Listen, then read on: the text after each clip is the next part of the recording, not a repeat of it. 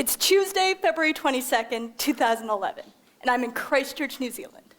I'm on exchange at the University of Canterbury, and it's the second day of class. I go about my day, I change courses with arts advising, and then I head to the engineering building for my second course of the semester. Noon-hour courses have just finished, and people are streaming out of the corridors, talking about what they want for lunch and what they did that summer. Seemed like a pretty typical day. At 12:51 p.m., this dramatically changed. I heard an unfamiliar sound, and then the world started to move. 1,000, 2,000, 3,000. The world is rocking from side to side. My first instinct is to look up, to see if anything will fall on my head. I put my trust in the ceiling. 4,000, 5,000, 6,000. Everyone's gone silent around me. All I can hear is the building shaking. 7,000, 8,000, 9,000. Is this a normal earthquake that locals are used to? I have nothing to compare this to. 10,000, 11,000, 12,000. All of a sudden, the motion becomes violent with a sudden vertical jolt. I reach back and grab onto a banister that I didn't know was there and hold on. 13,000, 14,000, 15,000. I watch as the guy in front of me moves towards the outdoor courtyard near us. His motion is blurred by the shaking. When he reaches the center, he turns and looks at the rest of us still inside, an unsaid question on his face, asking, "Why are you still frozen?" 15,000, 16,000, 17,000, 18,000. The earthquake seems to last forever. According to reports, it lasted less than 30 seconds, but that was enough to dramatically change my experience and the rest of the city. When the shaking stopped, I felt myself exhale. The girl next to me turns to me and says, "Well, that was scary, wasn't it?" Yeah, it was, I agree, still trying to process what just went on. Then suddenly people begin to clap around me. I'm completely confused. I can't tell whether this is the engineers saying, "Yes, the building's still standing," or if it's a sign that this is a local experience that I should be used to. I'm still trying to process this, when all of a sudden staff come into the corridors and start yelling, "Get out!" Those 30 seconds I just described dramatically changed the city and my experience within it. As you can see by this picture, while we were waiting on the evacuation field, none of us had any idea what was next for the university, let alone the city itself. So today, I want to talk to you a little bit about the effects of the earthquakes on Christchurch, what happened, what people did, and also what lessons we can take back for this Vancouver context. Now, this 6.3 earthquake I just described was not the first earthquake to hit the city. A couple of months before, in September 2010, there was a 7.1 magnitude quake. Now, this didn't cause as much damage for a couple of factors. It was 40 kilometers away from the city center and 20 kilometers deep in the ground. Now, the 6.3 earthquake I just described was another beast entirely. It was centered near a town called Littleton, just 6 kilometers away from the city center. And the shaking was just 5 kilometers deep in the earth. Because of this, there was extensive damage around the city. The eastern suburbs were dealing with a phenomenon called liquefaction. Now, this is when, because of the shaking, the soil loses its strength and rises to the surface, destroying infrastructure including roads, sewage, pipes. People in these neighborhoods were living without running water and sewage for weeks and months afterwards, and some of these areas will simply never be rebuilt. The city center was also heavily affected. A lot of the historic buildings suffered damage, such as the iconic Christchurch Cathedral you see on the screen here, as well as the Arts Center. As for me, I was lucky. My apartment was still standing, and there were no buildings in my immediate area that collapsed. The engineering building I described, that stayed up. However, I found out a couple months afterwards that it had to be torn down due to structural instability. But that being said, the most damage I had to my home was this explosion of cinnamon, oil, and vinegar on our kitchen floor from leaving the bottles too close to the kitchen shelf. Now, I want you to take a minute and think about the city you live in. Think about the spaces you move through every day, where you go, what you pass by. Think about your downtown core. What do you do there? What do you enjoy doing? Now, I want you to imagine that downtown core with a 12-kilometer perimeter around the center. No one can go inside, and it's guarded by civil defense workers. No one can go in, even if you have a house or a car inside of the center. Imagine that every building in your neighborhood, either residential or commercial, needs to go through a structural assessment. An authority will come in and tell you whether your house is green, safe, red, unsafe, or orange and yellow, somewhere in between. Imagine not finding out whether your home or workplace is safe for months afterward. Think about a city like Vancouver, where we depend on bridges. Some bridges survive the earthquake, however, others don't quite agree with it. Now, even if a bridge survives, it still needs to be shut down temporarily in order to assess its structural stability, limiting access to certain areas. Imagine going to the grocery store and getting used to seeing just half-destroyed buildings on the way. And for the university context, we had to check every single building on campus too, and that meant that we didn't have enough lecture space. So the university built these tents for us to have lectures in for the first semester. Now, I want to take a second and recognize my own position within this. I had a very different experience as a visitor to the city than a local. I didn't lose anything or anyone within the earthquake. I still had a home. I also wasn't the only UBC student there.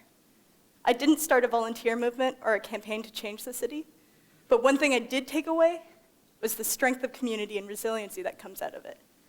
After staying in the city for 10 months and volunteering with the New Zealand Red Cross and on the data entry team, this really became apparent to me. Now, I went to a TEDx event similar to this in Christchurch, and one of the speakers had this brilliant point that earthquakes don't create new issues. They bring a city's underlying issues to the surface. Now, if you take a moment and think about us in Vancouver, we're always told that the big one's coming. Most of us know to drop, cover, and hold when the big earthquake happens, but how prepared are we for the long run? There was an article in the 24 the other week that said 70% of BC families don't have an emergency response plan. So what do we do? Really know. So for me, I really want to challenge us to start thinking about recovery in the long term and how community coming together can help process this. Now, one of the biggest examples of community coming together for me was the Christchurch memorial service that happened 1 month after the earthquake. 100,000 people attended this. That's almost a third of the city's population. People were there to remember the 185 people who lost their lives in the 6.3 earthquake, and to mourn for a city that they once knew. But despite all of these raw emotions, there's still a feeling of resiliency, a quiet determination saying, yes, it's tough right now, but we will get through this. It was really inspiring for me to see this. So to start thinking about recovery in the long term, we need to start thinking beyond 24 hours. Oftentimes, we keep getting looped into the media footage where we see 48 hours of footage looped for a few days, and then often think that the earthquake is over after a couple of days. But we neglect to think about the long-term impacts. 2 weeks after, 6 months after, 1 year after. While I was in Christchurch, I was lucky enough to meet Cameron Sinclair from Architecture for Humanity, and in one of his lectures, he said that recovery takes 6 to 9 years. 6 to 9 years. And this is just talking about physical recovery. There's also a psychological aspect to it, too. It's important to note that Christchurch is still shaking. As you can see up here, in the 2 years since the initial earthquake in September 2010, there have been over 4,000 earthquakes over 3.0 magnitude. And yes, some of you may be asking, can you feel most of these? Yes. There's a saying that goes in Christchurch, was that a truck or a 2.6? So, part of the psychological effect of the earthquakes is the fact that you never really know when the next one's going to come. there's going to be times where it takes 2 weeks before there's another aftershock, and you never really know when it's going to hit, where you'll be, and how strong of a shake it will be. Now, luckily, some members of the community were really aware of this psychological effect and decided to take action on it. A group in Littleton, a community radio station called The Volcano, they decided the day after the 6.3 earthquake that they would play no sad songs on the radio. And this was a great movement. They took portable radios and put them on the corners of the most damaged streets in the area, creating spaces for people to come together, to support each other, to hug, to grieve, to do whatever they needed to process this difficult situation. So for here in Vancouver, as I mentioned, when we're thinking about the big one, we need to think beyond physical recovery and also recognize that there's psychological impacts as well. It's not all doom and gloom, however. There were some very exciting opportunities that came out of the earthquakes. There were a couple organizations that really exemplified how we can start addressing some of the underlying issues within our city. Now, keep in mind these solutions that I'm about to show you don't just have to happen within a disaster scenario. We can apply these within our own communities as well. The first example is the Student Volunteer Army. After the earthquake, students jumped into the streets, ready to help. They wanted to show the community that they're ready and helping the recovery process. So they took shovels, wheelbarrows, and went out to the eastern suburbs to help dig houses out of the silt. Over 10,000 students volunteered after the 6.3 earthquake. It went a long way to changing the way youth were perceived within the community. Before, a lot of people assumed students were drunk and apathetic and didn't really care. But seeing the students with shovels in the streets changed this. There's another aspect that we don't consider when we think of earthquakes, is the physical gaps that it creates. Now, 70% of Christchurch's downtown either has been or will need to be demolished because of damage from the 6.3 earthquake. Imagine 70% of your downtown having to be flattened to a gap like you see on the screen. Now, there's a couple organizations that decided we need to address this and start engaging people in these spaces again, instead of leaving empty gaps. And one example is the group called Gap Filler, or Greening the Rubble.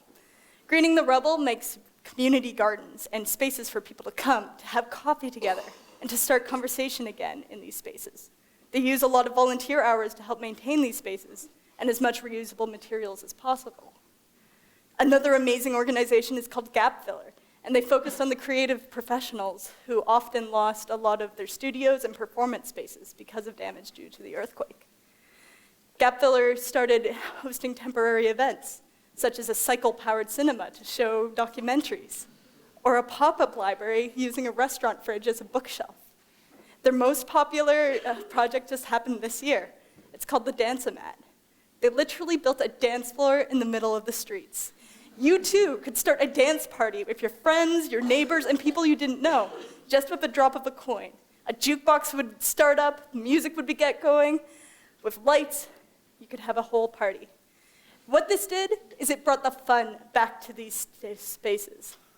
It started to help people move beyond the grief and the suffering that happened in these spaces, and to start imagining a new future with this. So now that I'm back in Vancouver, I'm left with a tough question. How do we create a strong community without a natural disaster? Now, there's a few things I think we can do here. We can start thinking about the underlying issues within our own city. We can start thinking about creative solutions to some of the problems that we see, and really start discussing these issues beyond just saying, oh, homelessness is bad, we need to do something.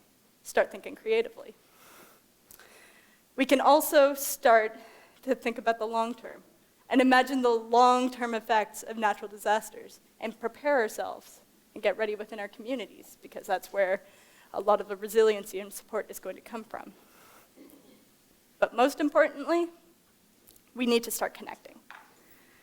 So I have a challenge for you all. I want you to start shaking it up. Take a minute, think about your own life.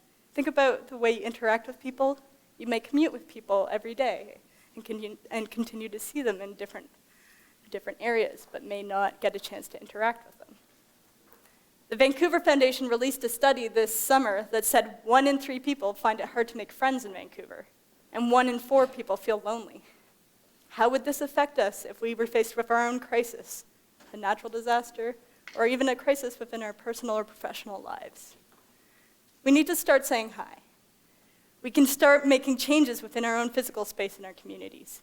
Put a soapbox down in one of your street corners and say, hey, this is now a speaker's corner. Speak your mind here. Feel free to get creative and start conversations and support some of the amazing community work that's already happening within our cities. I firmly believe that it's possible to create a strong community without a natural disaster. So friends, turn to someone you don't know, say hi, and start shaking things up.